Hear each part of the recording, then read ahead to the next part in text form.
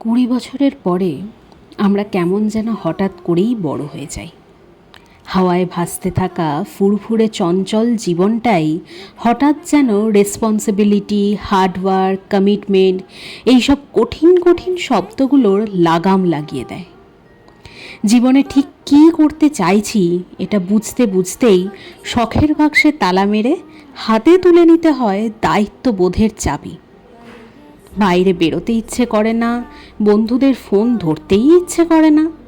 কেমন যেন সব কিছুর ওপর থেকেই হঠাৎ করেই বিশ্বাসটা উঠে যায়। সবসময় শান্তি খোঁজার এক আপ্রাণ চেষ্টা চলে মনে।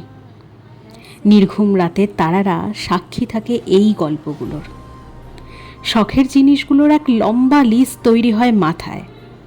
কারণ 20 পর বাবার কাছে শখের জিনিসটা চাইতে কেন জানি না খুব দ্বিধাবোধ হয়।